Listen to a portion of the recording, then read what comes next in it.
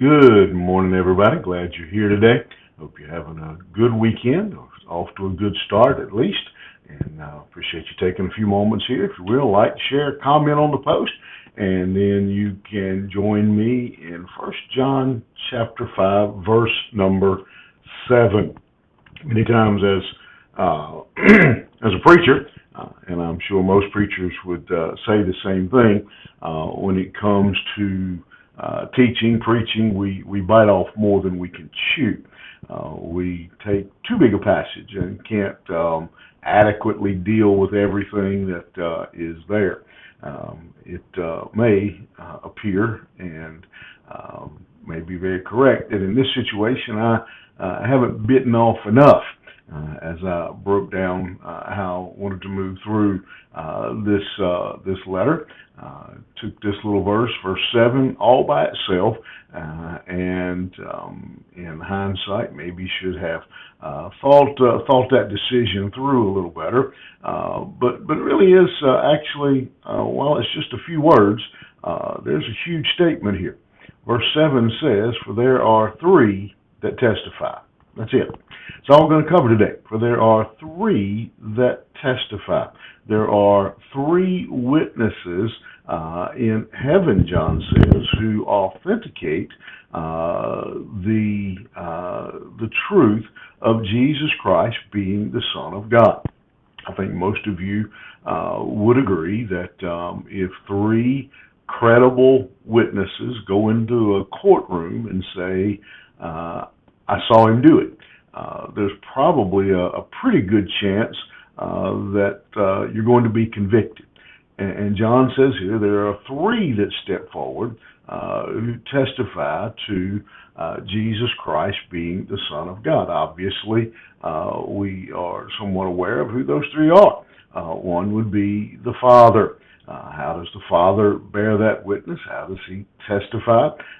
Because he is the one who laid out the plan. It was he who sent the Son. And again, even not only that, but we have the very witness of the Father. That at the baptism of Christ, the Father spoke from heaven and said, "This is my beloved Son in whom I am well pleased." And so he proclaimed Jesus to be the Son of God. And that's really pretty much everything that we should need. Honestly, he says the Father has proclaimed that he is the Son of God. But not only do we have the Father here, but he says then that there is the witness of Jesus Christ himself, the Word. He steps forward, and the very Word, Bible says that Jesus is the Word, and that he is bearing witness to the truth of the Son of God, that God has an idea, and now the Word has come forward and is carrying out the work of God, that he came and presented himself and walked this earth, and his life itself presented himself as the Son of God. Everything that he did, from the death, burial, resurrection, the miracles, the teachings, all that he did, just verified and lined up with what the Father had said. As the old saying goes, the proof is in the pudding.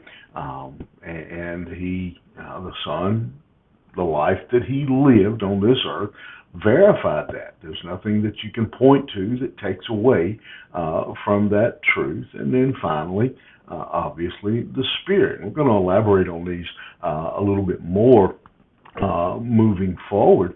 That how these three testify, how these all come together to verify Jesus Christ as the Son of God. And again, that all three, the Spirit in us, bears witness.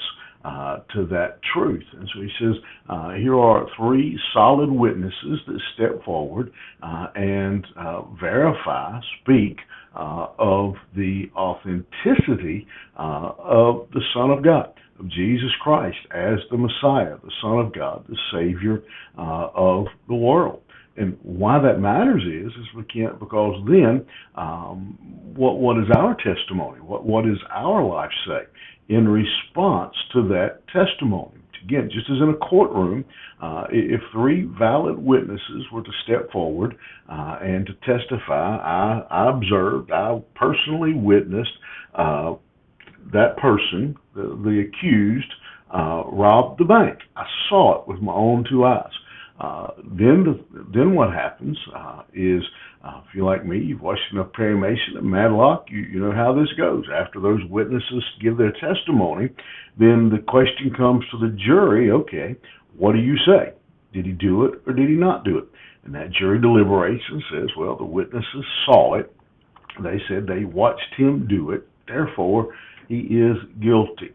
The witnesses have stepped forward and said that Jesus Christ is the Son of God, the Savior of the world.